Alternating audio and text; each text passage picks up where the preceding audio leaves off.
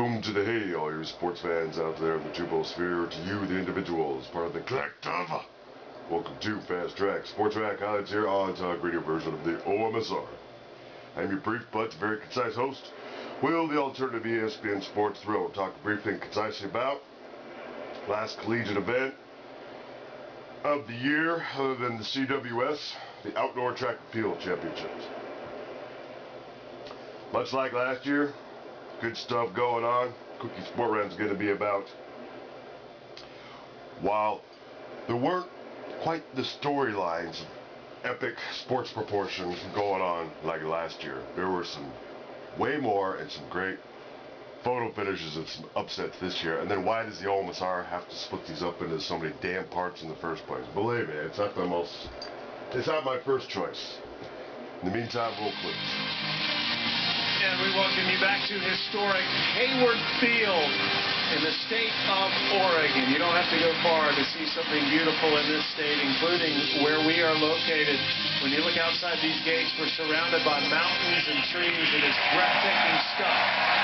The women's 200 coming up, one of only two races where Oregon and Texas A&M will go head-to-head, and they're the top two teams in this competition this weekend.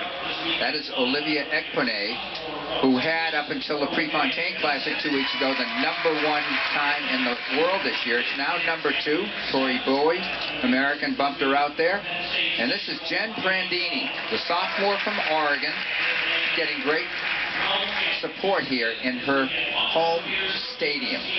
We talked to her coach Robert Johnson about Prandini and what an asset she's been to the team. Here's what he said. Jenna Prandini, she's a kid that we recruited and we thought very highly of, and she's come in here and done a magnificent job for what we want to do. She's really young. She's a sophomore, so we have many more years to see and watch Jenna Prandini evolve. Yeah, that's pretty scary. Prandini, just a sophomore. He's already won a title this weekend. Moralake of Texas also expected to contend here at Kennesaw. She is in lane 6. In the regional, she ran 22.68 seconds. Prandini in lane 4. Ekpone is in lane 2, which is not the best place to be. Little tight turns here, and you get your placement based on how fast you ran the 200 meters in your semifinal. So she was not as quick as some of the other ladies.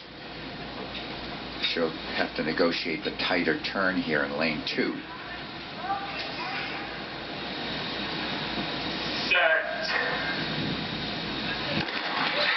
So lanes 2, 4, and 6, where to keep your eye heading into this race. It's Ekpone. It's all Ekpone so far. Ekpone in lane 2.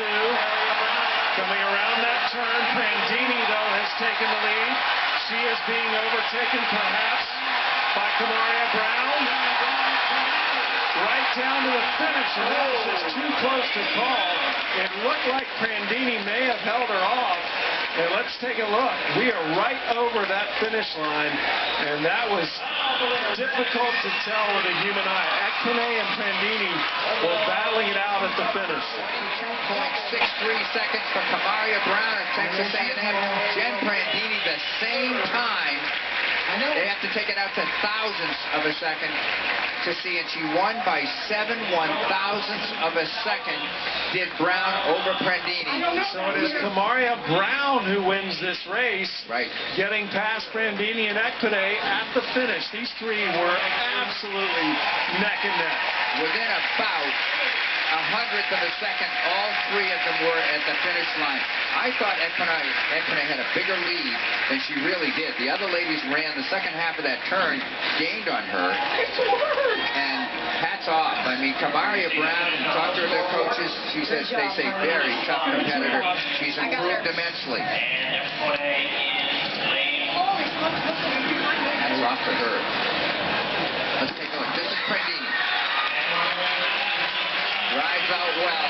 On her outside is KAMARIA Brown right there on the camera. At this point, it is Prandini with the lead, ever so slightly. Brown reacts. Ekpone comes up on both of them. Wow. Brown holds them off. I mean, you can just look at that and see how close it was. By thousandths of a second, Sam. We had to wait and see, but the big news is Texas A&M has just picked up 16 points because of the first and third place finish by Brown and Ekman. That W means it's wind assisted. It was 2.2 meters per second, just over the allowable limit, so it would not count legally on the world scene. And KAMARIA Brown now joining Joe Montgomery, as you just saw. Sam, thank you so much. KAMARIA, what part of that race were you working on the most? I was working on the turn the most. If I get off the turn good, then it sets me up good in the straightaway. And that was my main goal, just to set it up good and have a good finish. Blanket finish. Waiting for the results to come up. What's going through your mind? I was just hoping that I won because I've been training so hard. And I've been through so much this year, and it's just finally happened what I wanted. Congratulations. Thank you. Brown ran extraordinarily well indoors, got injured, lost some training time, and this is the training mate that they push each other in practice every single day. Look at the results today. All right. Some good stuff going on there. You know where you are based on the title. I wholeheartedly recommend to go back and see part 1 so that the context and the backdrop, the background as to why this event's always held there. Other than the beautiful weather in that stretch of Oregon. When I was married, I honeymooned up the coast.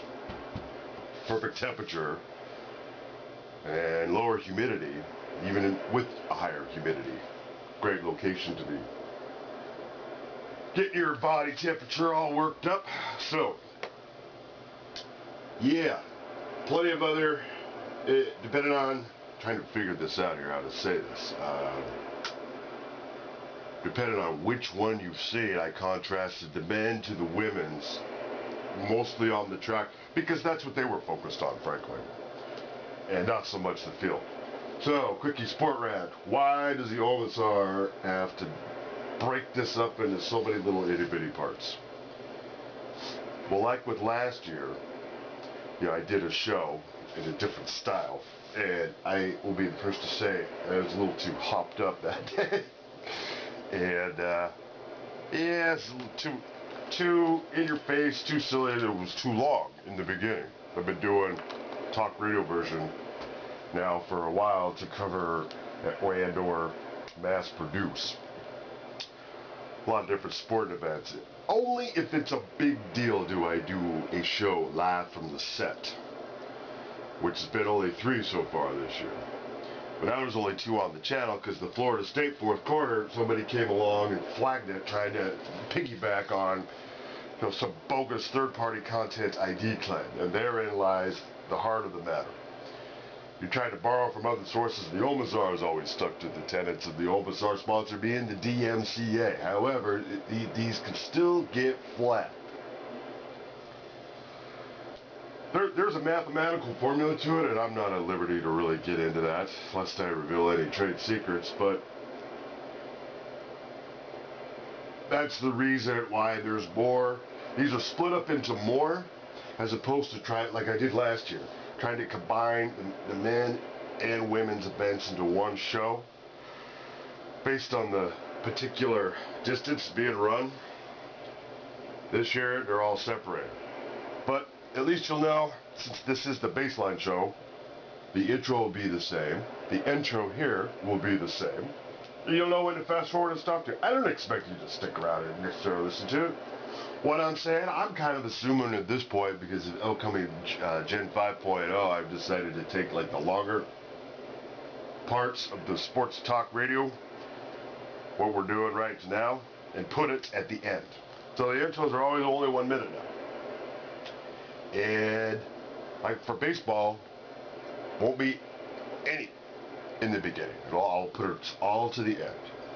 But it indemnifies the OMSR position by me doing this, because it increases the original content, and you might learn something a little bit about YouTube and fair use standard of the DMCA. And when I'm not going on and on and on about this, because I'm worried about T3 Media coming in, the NCAA's media arm, and flagging all of these, get a quickie sport rant that's relevant to the sporting events being covered. And I sort of already did that by saying there were a lot more thrilling finishes this year, even though the storylines didn't quite match up to last year. All the video highlights courtesy to ESPN and the NCAA. Everything else to the OMSR. Okay, that's it. Thanks for watching. Those silly DUIs while you're out there. Celebrate what's left in the finals. We are later out here.